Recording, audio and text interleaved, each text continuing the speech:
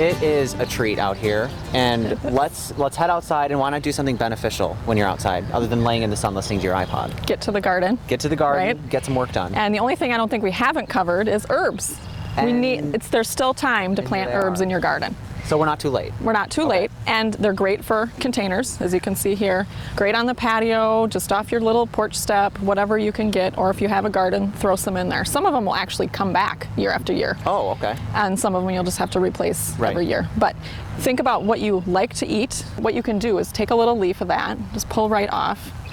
And you can get the experience of herbs if you just take a leaf, rub it between your two fingers, and then smell it.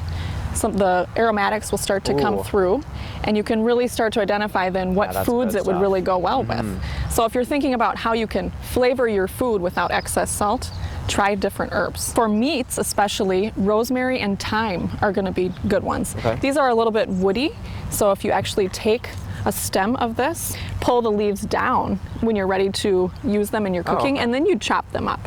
So they have a real earthy kind of a flavor to them.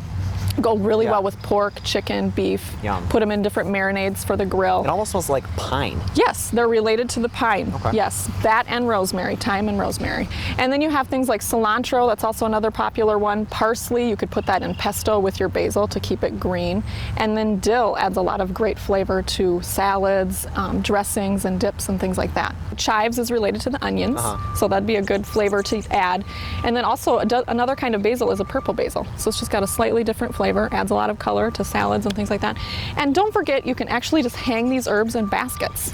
Isn't that a bunch of them in here too? It's a whole bunch of herbs. So there's oregano, there's chives, parsley. So you can plant, 3 or 4 different things and just hang it. Make sure you water it all the time. That's a great idea. Let's take advantage of some of these herbs. Yes, so we're going to use some today, and we're going to be making a country potato salad. So what you're going to do first, actually the really easy thing to use is these Smart Bite potatoes, and they're already pre-packed, they're small, and they're very colorful. Yeah, they're different. It's not all just the yellow.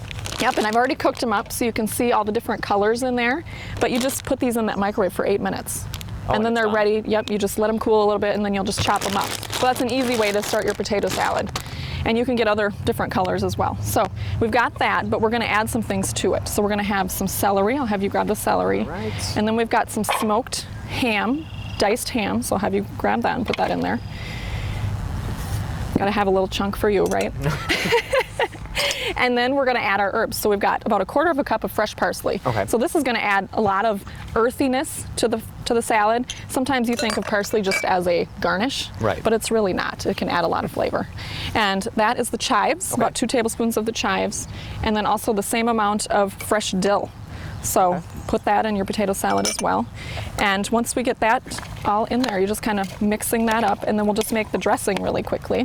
So it's just 3/4 cup of buttermilk. And tell everyone at home about this buttermilk. So buttermilk doesn't stink. Yes, so buttermilk is sometimes thought of as a stinky type of a milk, but it's actually really great for dressings. It's made similar in the way that you'd actually make butter. You take heavy cream, you shake the heavy cream, and you'll actually get butter from that, but the liquid left over is buttermilk. And that's what this is. And that's how they get the name for it. Doesn't have to stink, people. No, and it's actually pretty low in fat and really good for you, even though it has that butter word with it. Right. So to that, you're going to add a tablespoon of oil. Okay. So not much at all, and then a tablespoon of lemon juice.